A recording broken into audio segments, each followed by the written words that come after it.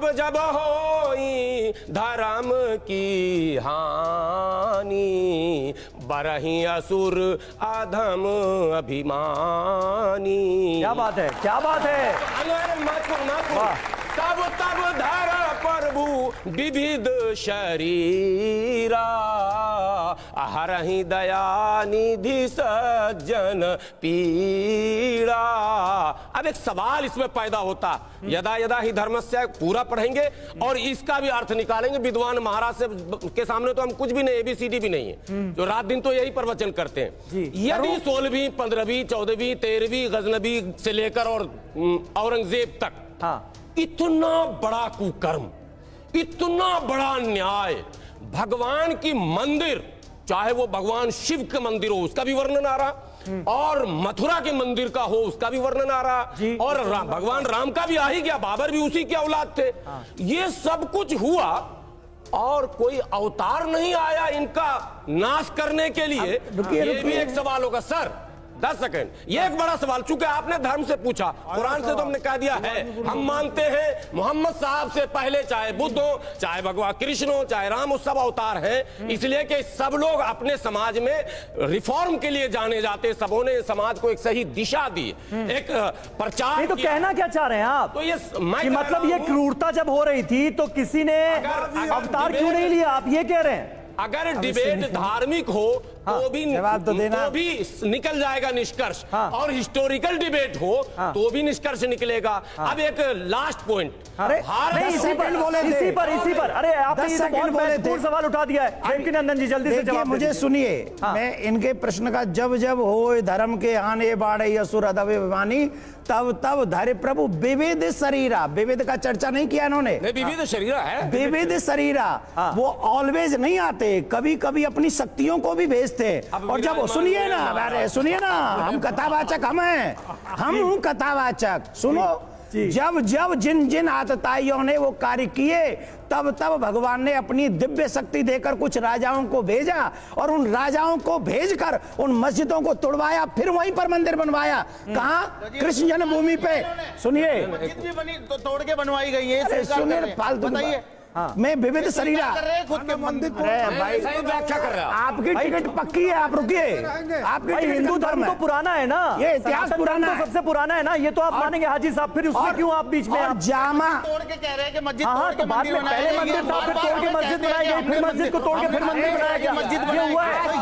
ठीक है, स्वीकार कर लिया कम से कम। आज एक बात स्वीकार करता हूं, पहले आपने मंदिर तोड़े, उसी जगह पर हमारे धार्मिक राजाओं ने तुम्हारी मस्जिद तोड़ी, और फिर तुमने मस्जिद मंदिर तोड़े, फिर राजाओं ने। ये इतिहास है कृष्ण जन्मभूमि का, सच हो गई, ये कृष्ण जन्मभूमि का इतिहास है। अब सुनिए मेरी बात। लेकिन देवकीनंदन जी ये सिलसिला तो गलत था ना, ये आप भी मानेंगे? क्यों गलत बंद होना चाहिए ना? ये पहले किसने किया शुरू? तो एक आजाद मुल्क है भारत। अब मैं बता देता हूं, 1947 के बाद, अभी मेरी बात एंड नहीं हुई, आप 1947 के बाद स्टेटस को मेंटेन करके रखना है, ये हमारे देश का कानून है। समीर जी, जवाब दीजिए। हाँ, सुनिए, अभी औरंगजेब के क्रूर अत्याचारों को समाप्त करने के लिए भगवान ने हमको और आपको भेजा है कि हम लोग निकाल के लाएंगे ठाकुर जी को। अच्छा ठीक है, इसमें देवकीनंदन जी जिस बात का जिक्र कर रहे हैं उससे इत्तेफाक कौन कौन रखता है? हाथ उठाए जरा, हाथ उठाए। आप रखते हैं? क्या चाहते हैं? सर यही चाहता हूं कि अब जब वो खुद ही भाईचारे की बात कर रहे हैं तो उन्हें क्या है 5 दिन का, जब उन्हें खुद ही वो कह रहे हैं कि आपका कुछ जा नहीं रहा, तो अगर भाईचारे की बात है, हाँ, हिंदू मुस्लिम सभी इसी देश के, तो क्या है आप चल के देख लीजिए, आप करवा लो, हाँ, ताकि हमें भी संतुष्टि मिल जाए और आप भी खुश रहो। लेकिन बात हिंदू मुस्लिम की नहीं है ना, वो ऐसा ही प्रोटेक्टेड मॉन्यूमेंट भी है, तो देश के कानून का भी तो हम तो सहमत हो जाए, ख्याल रखना पड़ेगा जी। अगर वहां पे अगर मस्जिद के नीचे अगर कोई कृष्ण जी की मूर्ति है तो आपको क्या आपत्ति है? जब वो बोल रहे हैं कि वो उसको दोबारा से ठीक करा के आपको दे देंगे, यही अगर हिंदुस्तान में ना होकर पाकिस्तान में होता तो अब तक वहां पे वो मंदिर ना रहता और मस्जिद ना रहती वो। क्या बात। ठीक है, ठीक है, मौलाना साहब इसका जवाब देंगे, इसका जवाब आप ही दे सकते हैं। ये सब भारत के भविष्य और छात्र हैं। बिल्कुल। यहाँ औरंगजेब का केवल नाम नहीं है, मुगल का एक पूरा वंश है, तुगलक है, ऐबक है, बलबन है, खिलजी है, एक पूरी लंबी सूची है आक्रमणकारियों विदेशियों की, साथ में अंग्रेज का भी है। इतिहास के पन्ने में एक शब्द आता है, अंग्रेजों भारत छोड़ो, सुना होगा आप लोगों ने। अंग्रेज कितने वर्ष रहा भारत में साहब?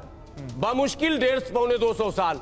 हमने कहा अंग्रेजों भारत छोड़ो, और जो 300-400 साल रहा, कहीं किसी किताब में आप लोगों ने पढ़ा मुगलों भारत छोड़ो, ऐबक भारत छोड़ो, तुगलक भारत छोड़ो, बलबन भारत छोड़ो, खिलजी भारत छोड़ो, किसी किताब में पढ़ा तो नाम बता दीजिए।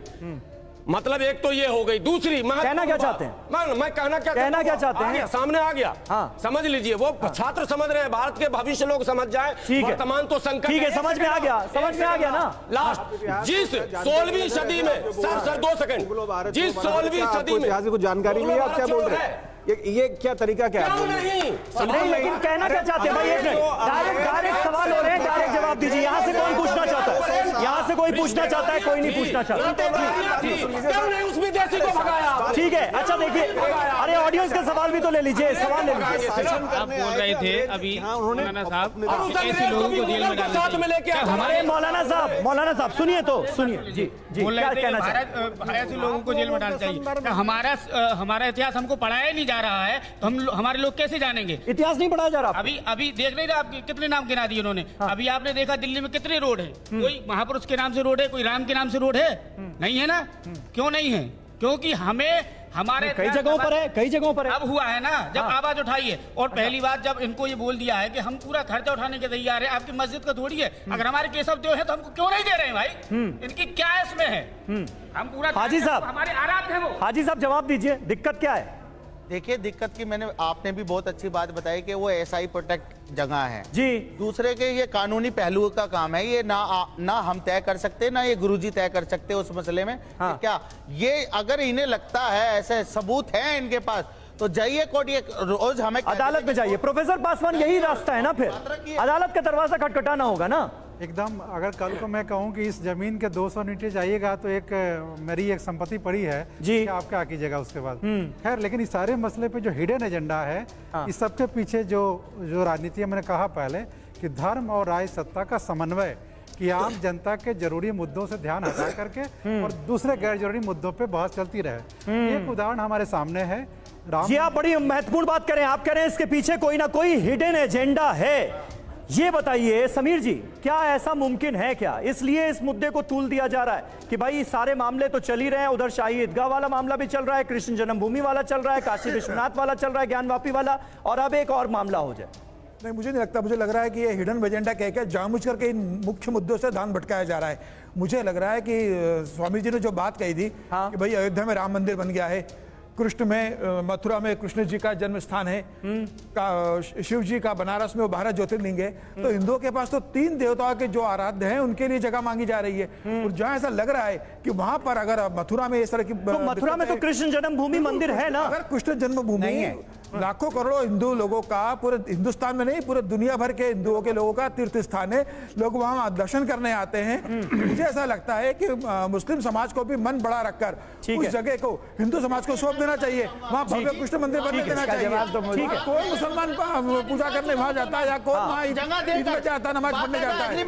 मुझे लगता है इस मुद्दे को नहीं, अयोध्या मसले का हल तो कोर्ट से हुआ ना, अयोध्या मसले का हल तो कोर्ट से हुआ। हाजी साहब ठीक है, स्वामी जी आप एक मिनट हाजी साहब, बता रहा हूं मैं मथुरा का। मथुरा में आज से 65 साल पहले मामला जो था, इन दोनों पक्ष पार्टियां बैठी और मुसलमानों ने अपना बड़ा दिल दिखाकर अपनी जगह दे दी और मंदिर भी बना वहां पर, मगर आज भी उस मुद्दे को फिर उठाया जा रहा है। ठीक है स्वामी जी, इसीलिए स्वामी जी आपके, ठीक है हाजी साहब समझ गए, कोई विषय नहीं होगा जिससे कि विभाजन हो। अरे हुजूर समझ गए। स्वामी जी अब आपके हिसाब से सोल्यूशन क्या है, हल क्या है मसले का? अधिकार खोकर बैठे रहना यह महादुष्कर्म है। न्यायालय अपने बंधु को भी दंड